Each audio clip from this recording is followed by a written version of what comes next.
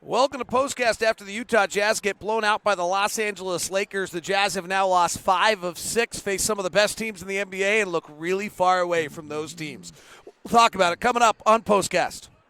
POSTCAST is brought to you by the store at 6200 South and 20th East, also located at the Gateway and at 900 South, 100 West. And really the only answer for a day like today is 2 mudslide cookies.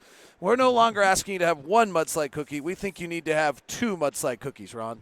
Well, I think I'll have 6. You just can't eat 1. No, they're It's so hard to eat rich. 2, you know? If So you can eat 6, you're like, I mean, even I I didn't like. say 6 at one time. Oh. Maybe. Okay. So I asked you the other night, with 10 being like catastrophically concerned, 5 being moderately concerned, 3 being sort of concerned. I can't remember what my crazy analogies were. Where do you put your concern level now? I still put it in the middle of the road here. It's strictly because the measuring stick with a team like the Lakers it puts you in a category that, okay, we're not that good. We're definitely not that good. But how good are we? So I'm still going with in the middle of the road with 5.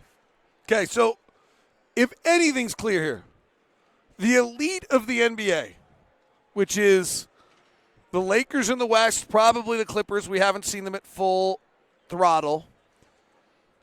The Bucks, the Raptors, the 76ers are on a different level than we are right now. Yes. Even though we can beat. We beat 2 of them at home, right? We can beat those teams. The Lakers, I think, are just way too.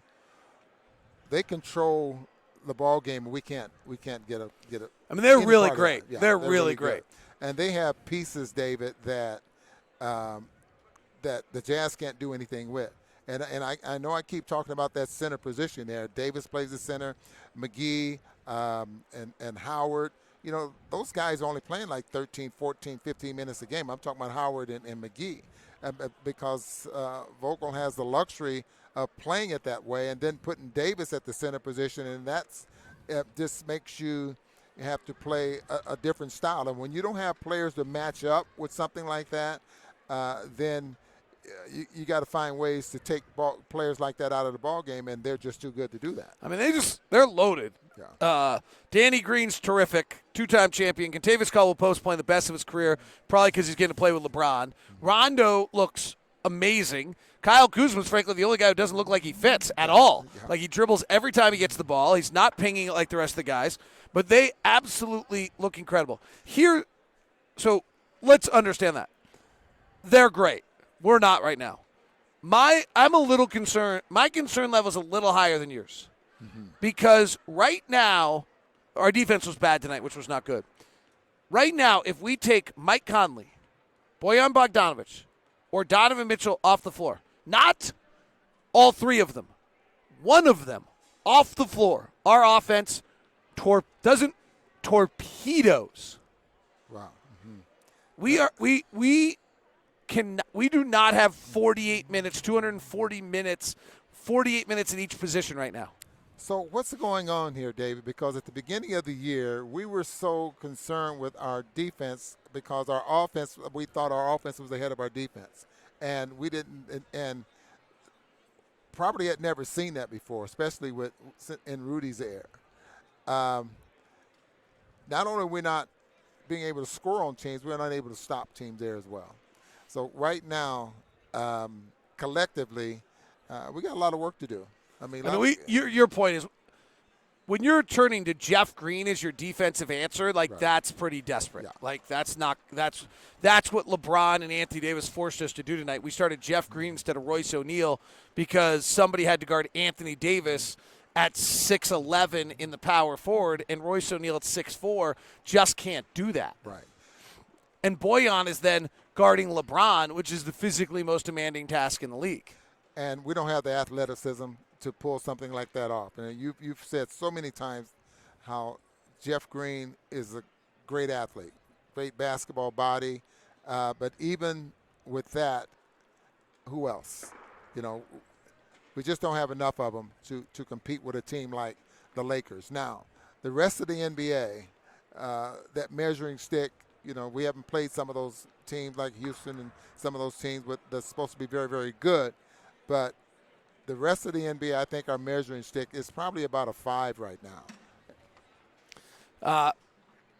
Connie Dog says geeky numbers isn't enough to make it fun to be a Jazz fan right now, and that's Say that how I again? open my podcast every day is Locked on Jazz with geeky numbers and making it more fun to be a Jazz fan. He thinks it's not fun to You be a don't think Jazz it's fan funny? right now. Not fun to be a Not Jazz fun. fan right now. Well, our expectations are so high, and I think now we've got to back that off a little bit and start working our way back up. As far as our expectations are concerned. But our expectation was so high, as I mentioned to you earlier when we were off the air. At the beginning of the year, everyone was talking about the third best team in the NBA. I was there, and all that, and now I think this is it hurts. right? That we were all wrong. I mean, we kept talking. What can we be defensively? Can we be top 10 defensively? Because our offense is going to be great. Like you and I held that conversation Many numerous times in training camp. We entirely missed the boat on that. It's stunning. I think what we were talking about, David, we were number one in defense last year, and when the 20s offensively, and we were thinking, okay, if we can get somewhere around 13 to 14, the middle of, then we're going to be awfully good. Our defense has struggled a little bit. Offense is where? Still in the 20s? 23rd, I think now. Oh, so that's not good. Body language tells a lot. Did not look good tonight, says KSTU2. Yeah, I'm seeing that frustration with a few players, and understandably, because guys that probably were thinking the same way we're thinking, and things aren't coming together right now. I just hope it doesn't filter over into players starting to point fingers at each other and blaming each other instead of working very hard on how to rectify the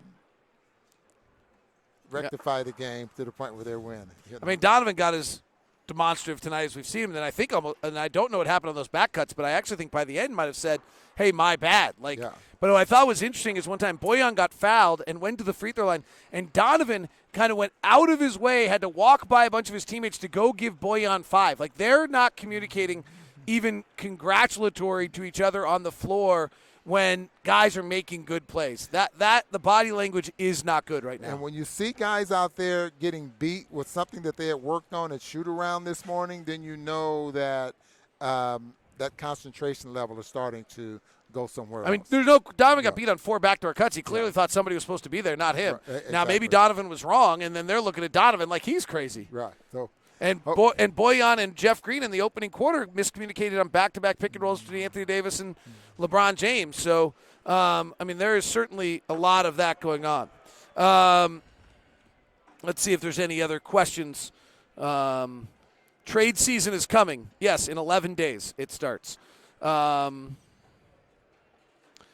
Hey, David Locke, is this offense bad or is the Jazz defense lacking this bad that now 4 or 5 games in a row the Jazz are getting down big or blown out? The Jazz are about even or down 3 every night when they go to the bench, and then the world falls apart.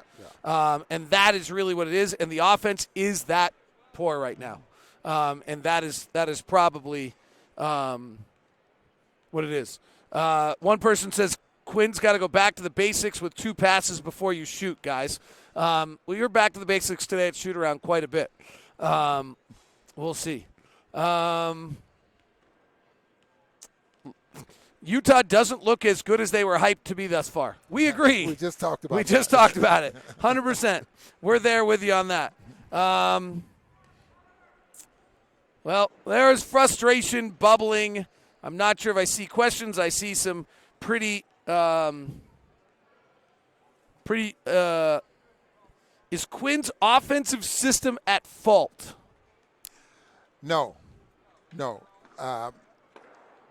You have to coach for what you have. You have a system, and it's very important to get players to complement your system. I think the Jazz have those kind of players because they don't have the athletes that can make a lot of plays for you. They have players that are, for the most part, are uncontested shooters on the offensive end. And that's what Quinn is dealing with.